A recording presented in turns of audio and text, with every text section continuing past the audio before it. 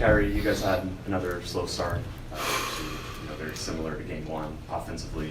What went into that, and then what was your mindset about halfway through the second when you really went on the scoring run? They started off the game hitting us in and out. They hit shots and took advantage of some of our rotations and got some open looks. Some of them were contested, but they got into a great rhythm in that first quarter. And when you give up 39 points in a playoff game and you're trying to come back, it's going to be difficult. So we knew from that point on we had to play almost perfect. We dug ourselves in a hole, so there was no time to complain about it or look to each other for any excuses. It was just time to get it going. Fell short, but this is kind of a consistent thing in this series so far in 2 games, where Kawhi doesn't play again, and then we're just, kind of dealing with the barrage of James Harden and Paul George getting off. And, so we obviously learned from the first time it happened, but I guess we need to go through it a second time as a team. And, don't mistake my laughter for taking it any lightly or anything less or serious. But, in a basketball game like this, it's just tough to give a great team like that 39 points and disrupt their rhythm moving forward. So I feel like we did some good things moving forward, but we dug ourselves in the hole. Hey, Kai, 2 questions. First, when they were up 31 in the second quarter, what was that spark moment feeling for you when you started to get on a roll? No other choice but to hit back. And I felt like in that first quarter we got some good looks, but our pace just wasn't matching theirs, and they forced us into some tough contested 2s and tough contested 3s, and I felt like we settled a little bit in that first quarter. We should have got to the free throw line a little bit more and attacked some of their weaker defenders. But when you're down 31, especially in a playoff game at home, you have no other choice but to fight back. So I felt like we took some strides in a positive direction on that aspect of responding. But, again, when you give a team like this 39 points and you only score 16, it's going to be tough to get out of that hole. And then with the slow starts, Coach Kidd pointed to the commonality from Game 1 to today of the afternoon tip. What, if anything, do you see with that? It could be a myriad of reasons. I respect his opinion, and, for us as players, we just got to respond, do better. Kyrie, you mentioned that both times you guys have these slow starts. Kawhi is not playing. Mm-hmm. How much of a mental adjustment is that? Do you guys, need to figure out how not to kind of, relax a little bit? And then when he's not in the lineup, what do you think that does in terms of James's aggressiveness? Yeah, when Kawhi's not in the lineup, you can see that almost they're different players to a certain degree. I don't want to disrespect their talent, but I think they play with a little bit more liberation, and they take a lot more tough shots. When Kawhi's out there, I think they're looking to be efficient. They're looking to get each other going a little bit more. But for the second straight game where Kawhi's not playing, we come out, and I don't think we were prepared for some of the shots that they were taking. These are some of the greatest players to play all time. And they know that their back is against the wall, down 2-1. So, as me as one of the leaders of the team, I just got to do a better job of preparing our guys and just being honest and upfront with them about what these guys are going to look to do.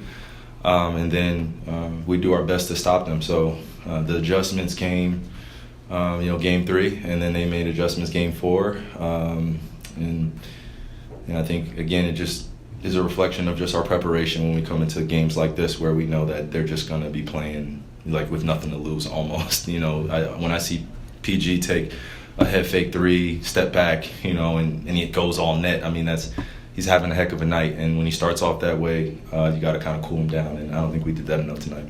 And then obviously the slow starts, Luka tends to be dominant in the first quarter. That kind of tends to be his quarter, and you get more in the flow as the game goes on. Mm-hmm. Do you feel like you need to be more assertive early in these games?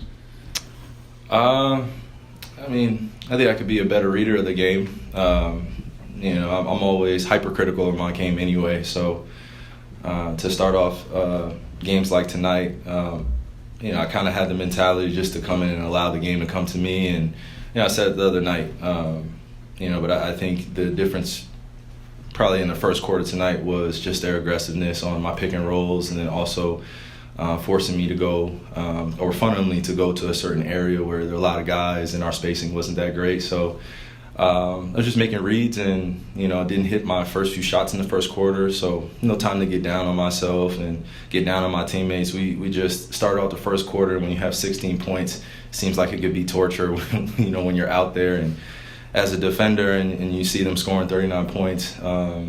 It could throw you off your game a little bit, and you start pressing. And that's one thing that I know is one of the bad habits of teams across the league is when you go down in the stretch, you start forcing shots, and then the league starts to explode a little bit.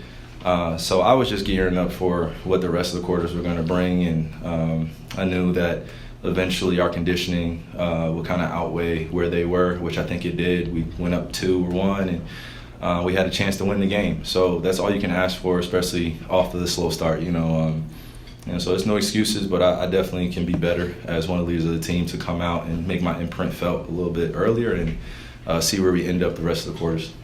Kai, speaking about being one of the leaders of the team, obviously despite the loss, you came back from 31. What's kind of the message in the locker room going to LA and kind of that confidence meter of how you feel about this team moving forward? I think the consistent message is we're in a series, and we're fully aware of who we're going against now. I think we know each other extremely well. We know each other's plays, we know each other's adjustments, and I think you're going to see a high-level chess match Game 5 in LA. I'm not thinking about stealing a game. I'm thinking about winning a game and finishing out the series. So that's just the focus right now, pretty consistent. Kyrie, I understand that when you're playing the game, you're focused on the game, not just one player. Mm-hmm. With Luka, he had a tough night shooting the ball. Was it just one of those nights for him, you think? Or do you think the injury maybe was playing a role in his struggles? Any thoughts on that?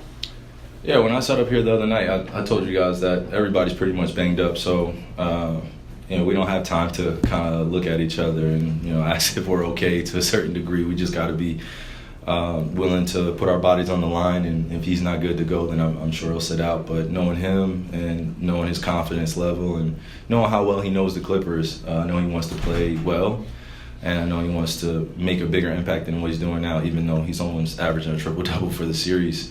But we're always critical of him, and I think he's always critical of himself. So he's a young kid in the playoffs going against a team that beat him twice. So there's a little bit of a mental fatigue there as well. But I think this is what makes the beauty of sports come together. We have another opportunity on Wednesday to be in LA and be better. So hopefully these next 2 days will be good to him, and I know they'll be good to him, and we'll be all right. We'll be ready for Wednesday's game. Last one. Kyrie, obviously the first 3 games were pretty physical, and then tonight they called it pretty tight there in the first quarter. I guess how do you adjust to how games are being called, especially midway through series? Yeah, refs are human too. I'm not trying to sit up here and be critical of them either. It's a players' league. We got to be able to adjust to what's going on out there. But we knew with this officiating crew, they've been in a few playoff games, but they were going to call a little tighter. They knew how competitive and physical the series has been already. So I think you saw it in the first 6 minutes how they were going to be calling it. Clippers got to the free throw line. They got their rhythm going. So I think that helped on their end of just, relying on the officials. For us, we just got to continue to do the right things and be willing to lock into the little details that matter. I think that's where our focus should be, and it'll be beneficial for all of us. Thank you. Yep. You guys get home safe. Well, 45 minutes. Dang! 2 days. Oh, no, I love that.